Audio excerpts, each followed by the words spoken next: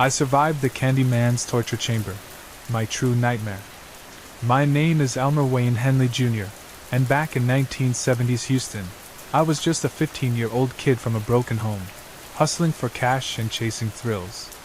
Little did I know, I'd stumble into the lair of the most sadistic killer America had seen, one who turned a lakeside boat shed into a slaughterhouse for at least 28 boys. This isn't fiction. This is my story, and it'll chill you to the bone. It started innocently enough. I met Dean Corll in 1968.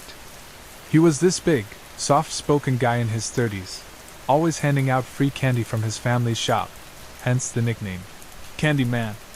He had cash, a nice house on Lamar Drive, and he'd pay neighborhood kids like me $5 or $10 to hang out, run errands, or grab beers. Sounded like easy money. David Brooks, another kid from the block, introduced us. Dean took a shine to us, bought us cars, let us crash at his place. We thought he was a cool older brother type.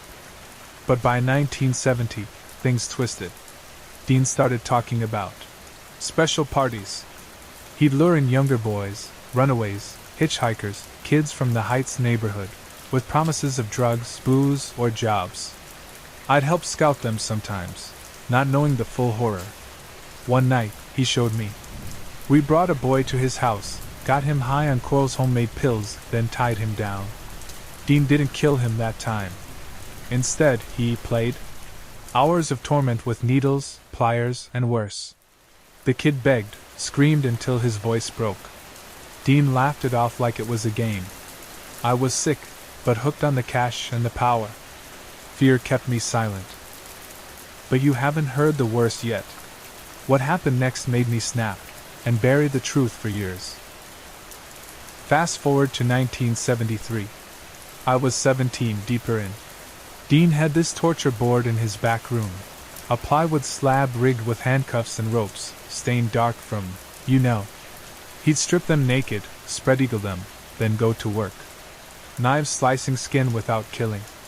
Glass rods shoved where no one should go. Electrical wires for shocks that made bodies convulse like demons possessed. He'd drip acid on wounds, watch it bubble, then revive them with drugs just to start over. Bodies piled up in his closet, then he'd drive them out to Lake Sam Rayburn, bury them in shallow graves under mosquito boats. I buried dozens myself. Hands shaking in the humid Texas night, dirt caking my skin, the smell of decay hitting like a punch. One time, we dug up an old grave to stuff 2 more in, limbs twisted, eyes glassy. Dean said, "They're artwork, Wayne. My masterpieces." I threw up behind a tree. August 8, 1973. That was the night it ended. Dean called me over to his place on Heights Boulevard. David was there too. We brought 2 friends, 15-year-old Mark Scott and his 17-year-old buddy Jerry Waldrop. Dean got them buzzed, then pounced. Handcuffs clicked. Mark screamed first, thrashing as Dean taped his mouth. Jerry went next. I stood frozen, heart pounding like a jackhammer.